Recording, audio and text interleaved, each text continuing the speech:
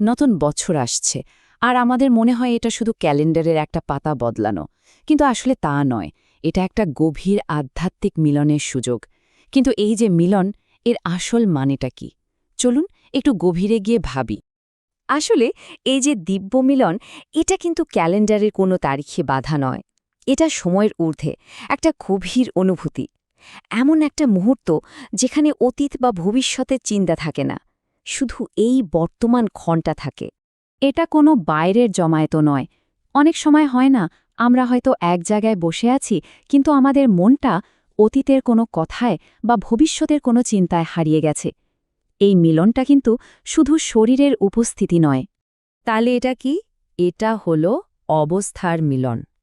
আমার ভেতরের ভাইব্রেশন আর তার ভাইব্রেশনের মিলন।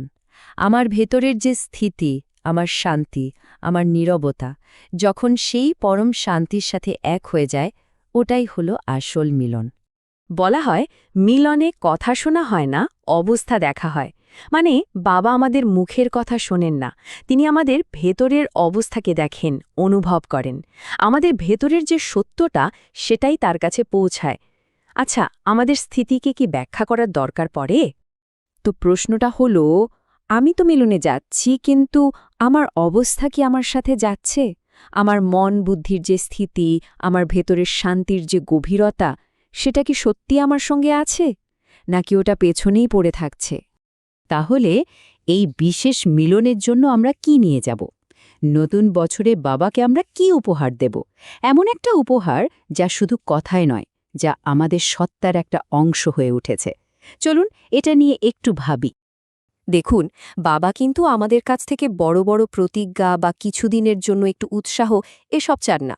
তিনি চান একটা সংস্কারের সত্যিকারের পরিবর্তন, একটা দুর্বলতার সমাপ্তি। আমাদের ভেতর থেকে কোনো একটা গুণ যেন খুব সহজভাবে ফুটে ওঠে। আর এই যে পুরো একটা বছর গেল, তার একটা সৎ হিসাব। তিনি চান একটা ছোট কিন্তু আসল পরিবর্তন, এমন একটা উপহার যা আমাদের জীবনে দেখা যাবে, শুধু কথায় আটকে থাকবে না। এটাই নিজেকে সততার সাথে জিজ্ঞাসা করার সময়। এই নতুন বছরে আমি বাবার হাতে ঠিক কী রাখব? আমার উপহারটা কি আমার জীবনের সত্যিই দেখা যাচ্ছে, নাকি ওটা এখনো একটা সুন্দর ভাবনার মধ্যেই রয়ে গেছে? এই যে উপহার প্রস্তুত করার কথা হচ্ছে, এর মানে কিন্তু কোনো বাইরের কাজ করা নয়। এখন কাজের থেকেও বেশি জরুরি হলো আমাদের ভেতরের স্থিতির দিকে মনোযোগ দেয়া। কারণ আমাদের ভেতরের সত্তাটাই আমাদের আসল পরিচয়। আর প্রস্তুতি মানে কিন্তু নতুন কিছু যোগ করা নয়, বরং যা অপ্রয়োজনীয় তাকে ভেতর থেকে সরিয়ে ফেলা। কেমন সেই স্থিতি? মনে থাকবে একটা হালকা ভাব, বুদ্ধিতে থাকবে স্বচ্ছতা। বাবার স্মরণটা হবে খুব সহজ, খুব স্বাভাবিক, কোনো চেষ্টা করতে হবে না। ব্যর্থ সংকল্প কম হবে, গভীরতা বাড়বে। আর ভেতরের নীরবতাটা, সেটা খালি খালি লাগবে না, মনে হবে ওটা শান্তিতে পরিপূর্ণ। আসলে প্রস্তুতি মানে কিছু করা নয়, প্রস্তুতি মানে এমন হয়ে ওঠা, এমন একটা স্থিতি যেখানে বাবার স্মরণ কোনো চেষ্টা ছাড়াই শ্বাস-প্রশ্বাসের মতনই সহজ হয়ে যায়। একটু নিজেকে জিজ্ঞাসা করি, আমার নীরবতা কি ভারী নাকি হালকা? যখন আমি চুপ করে বসেই, তখন কি ভেতরে শান্তি থাকে, নাকি চিন্তার বোঝা মনটাকে আরও ভারী করে দেয়? আমি কি বাবার সামনে কোনো চেষ্টা ছাড়াই বসতে পারি, নাকি মনকে বারবার বোঝাতে হয়, শান্ত হও, স্থির হও? আচ্ছা, বারবার চেক না করলেও কি আমার অবস্থাটা স্থিতিশীল থাকে? আমার ভেতরের স্থিতি কি এতটাই সহজ হয়ে গেছে যে সেদিকে আর খেয়ালও রাখতে হয় না, ঠিক যেমন শ্বাস-প্রশ্বাস স্বাভাবিকভাবেই চলতে থাকে? নতুন বছরে পা রাখার আগে পুরনো বছরের খাতাটা বন্ধ করা খুব দরকার, তাই না? তাহলেই তো হালকা হয়ে এগোনো যায়। আসুন, কোনো অপরাধবোধ বা নিজেকে দোষ না দিয়ে শুধু সততার সাথে এই বছরের হিসাবটা মিলিয়ে নিই। খুব সহজ ৩টে ধাপ। প্রথমত, ভাবি এই বছর আমার মধ্যে ভালো কি বেড়েছে। দ্বিতীয়ত, কি কমেছে। আর তৃতীয়ত, এমন কি আছে যা বদলায়নি যদিও আমি জানতাম যে বদলানো দরকার। খুব সহজভাবে নিজের প্রতি দয়া রেখে শুধু দেখা, কোথায় এগিয়েছি, কোথায় থেমে আছি, আর কোথায় হয়তো বদলাতে পারিনি।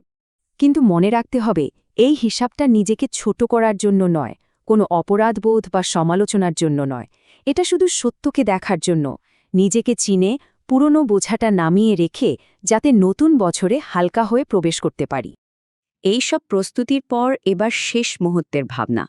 আমরা শুধু দেখা করতে যাচ্ছি না, আমরা তার দৃষ্টির সামনে আসছি। তো কিভাবে আমরা তার সামনে দাঁড়াবো? আমাদের অ্যাপ্রোচটা কি হবে? আমরা কি প্রয়োজন নিয়ে তার কাছে যাচ্ছি, উত্তেজনা, মনে অনেক প্রশ্ন, অনেক দাবি নিয়ে?